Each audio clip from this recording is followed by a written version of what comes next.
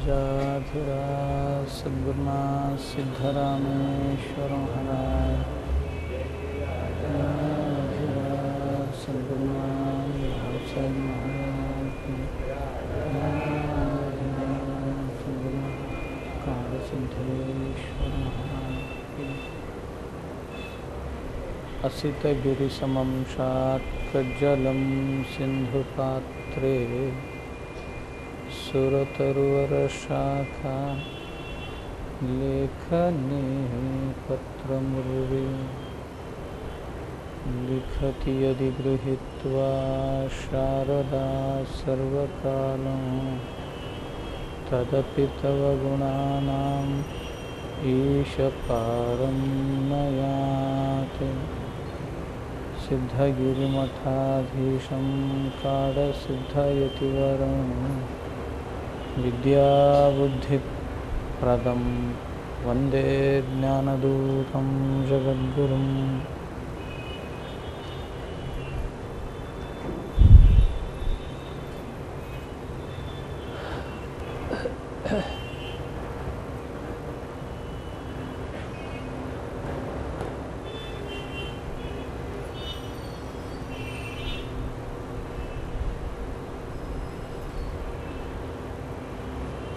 भारतीय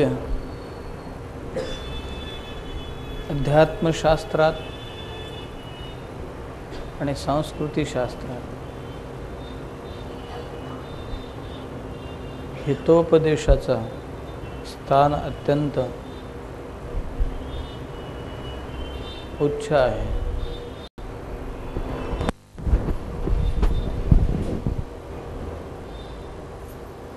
जसे रामायण महाभारत आहेत, त्याच तोडीचा लहान मुलांसाठी निर्माण केले गेलेला एक ग्रंथ हितोपदेश। अनेको गोष्टी त्यात तयार केलेल्या आहेत। त्या गोष्टी सांगून मुलांना घडवण्याचे प्रयत्नही केलेले आहेत।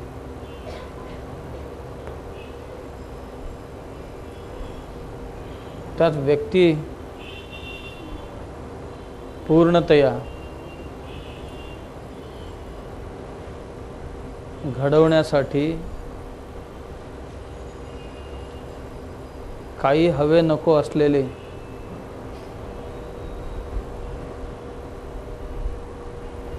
प्रसंगांची भरणी केलेली आहे।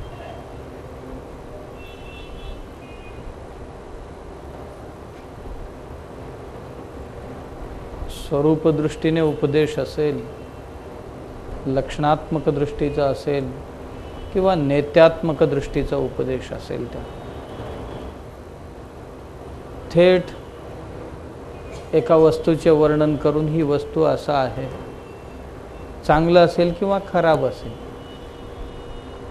दुसरं, त्या वस्तूचा थेट वर्णन न करता त्या वस्तूची वेगवेगळे गुणलक्षणे सांगितले जातात, लक्षणाने वस्तूची ओळख करून द्यायचा। तिसरं पद्धत आहे त्या वस्तूच्या लक्षार्थ समजून द्यायचा। वाच्यार्थ सांगितले की वाच्यार्थावरनं त्याचे लक्षार्थ समजून घेतील अशा पद्धतीचे वेगवेगळ्या प्रकारचे उपदेश, किंवा एका वस्तूला ओळख करून देण्यासाठी नेत्यात्मकरित्या अशा पद्धतीने सांगतात, हे नव्हे, हे नव्हे, हे नव्हे, हे नव्हे, हे सगळे बाजूला काढल्यानंतर जे राहते तेच बघा तुमची, असं सांग।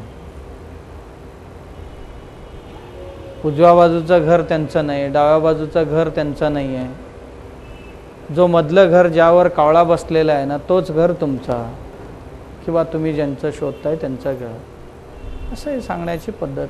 बाकीचे सगळ्यांना नाकारून जे शिल्लक राहील तो तुमचा, थेट स्वीकार, अशी वेगवेगळ्या पद्धतीने माणसाला समृद्ध करण्याची प्रयत्न केलेला आहे। त्यासाठी व्यक्ती दुःखी का झाला आणि सुखी कसे होणार याच्यासाठी त्यांची काही तत्व तिथे सांगितले गेलेले आहे. माणूस सुखी का नाही हे जर नाही कळलं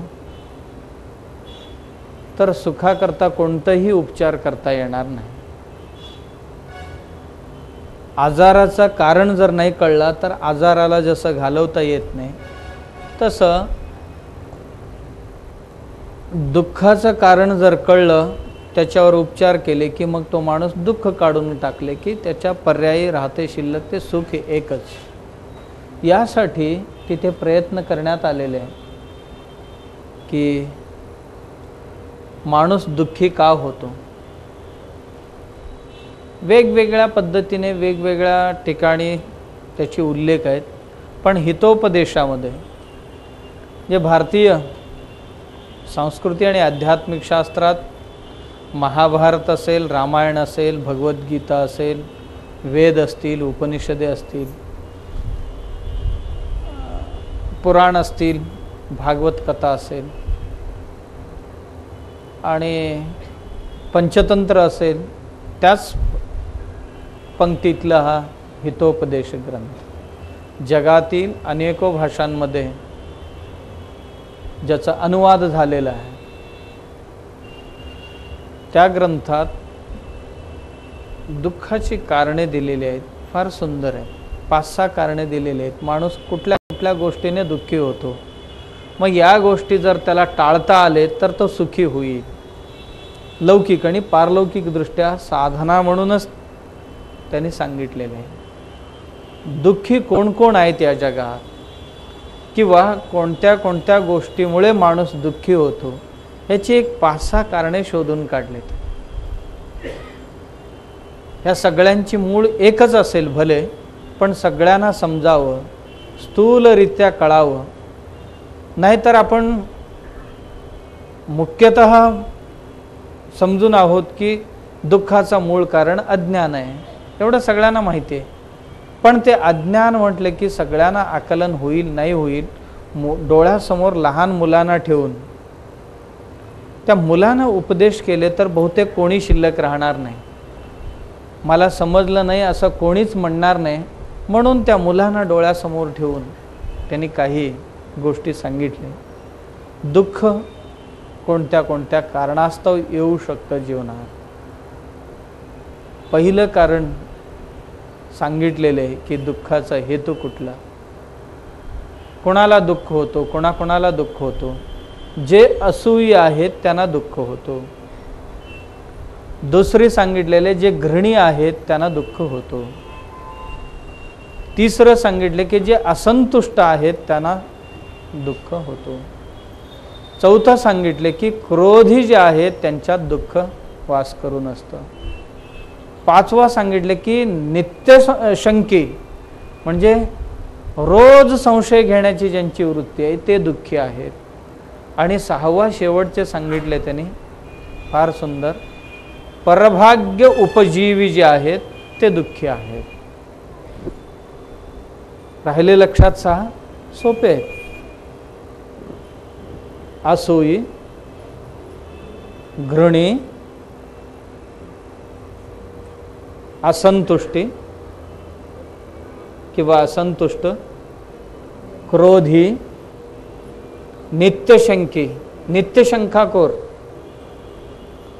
आणखीन 6वं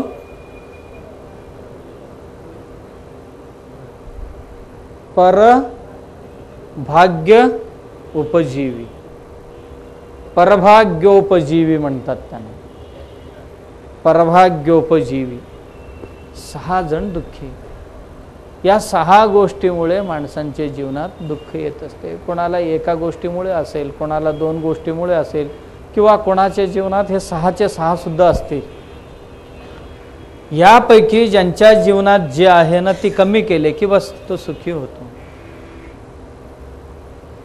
रोगाचा मूळ शोधून त्याच्यावर उपचार केले की तो बरा होतोच, त्यात काय संशयच नाही. पहिलं असूई, असूया सगळ्यांना माहिती आहे, कोणाला माहीत नाही असूया. असूया आणि ह्याच्या विरुद्ध शब्द कुठलं? अनसूया. अनसूया आणि असूया. सुखी व्हायचं असेल तर अनसूया व्हायला पाहिजे आणि दुःखी व्हायचं असेल तर असूया व्हावं. असूया शब्दाचा अर्थही सगळ्यांना माहिती आहे. असूया शब्दाचा अर्थ दुसऱ्यांची भलं झालेले किंवा दुसऱ्यांचे चांगुलपणा सहन न होणे. नुसतं सहन न होणे नव्हे, आतल्या आत दुसरे कोणतरी चांगले होतात, आपल्यापेक्षा मोठे होतात असं वाटले की आतल्या आत पोटात कालवल्यासारखे होतं, तिखट कालवल्यासारखे. दूध साखर कालवल्यासारखे नव्हे, तिखट कालवल्यासारखे होते. डोळ्यात तिखट टाकले की जसं होते ना, तसं दुसऱ्यांचं कोणाचं तरी शेजार पाजाऱ्यांचं किंवा कोणाही संबंधित व्यक्तीचं चांगलं झालं की पोटात तसं गोळे उठायला लागतात. त्याला असूई असं म्हणतात. खरोखरच माणूस जर विचार केला त्याचा आणि आपला संबंध काय, या समाजात आणखीन एक घटक सुखी झाले तर माझ्या दुःखातला काही भाग तसं कमीच होणार.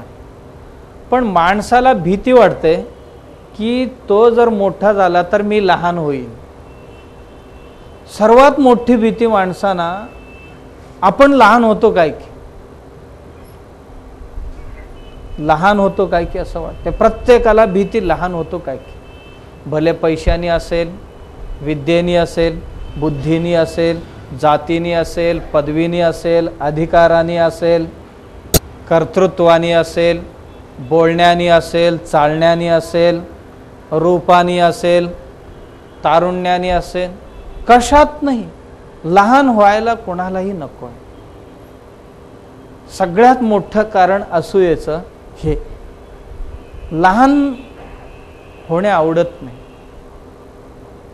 म्हणूनच तुकाराम महाराज म्हटले नाही का, हे जोपर्यंत जात नाही डोक्यातनं तोपर्यंत तो सुखी नाही होणार. म्हणून ते प्रार्थना केली भगवंताला, लहानपण देगा देवा मुंगी साखरेचा रवा. देवा द्यायचंच आहे ना, मला लहानपणा दे, लहानपणा दे. मला कोणी मोठं म्हटलेले आवडणार नाही,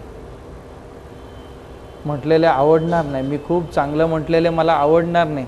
कारण माणसं आमची स्तुती करून करून कुठेतरी सोळावर चढवतील ही भीती. स्तुती माणसांना हे सोळावर चढवत असते म्हणतात, भीती. मी काल जरा असं बोलायला गेलो नानांचे, पटकन त्यांना ते आवडलं नाही. आपली बोलतात तर ह्यांच्याही बोललं का, तर मला मोठे करून मग दुसरे लहान व्हायला नको. इथेच आहे सुखाचं मूळ कारण आणि दुःखाचंही कारण तिथेच.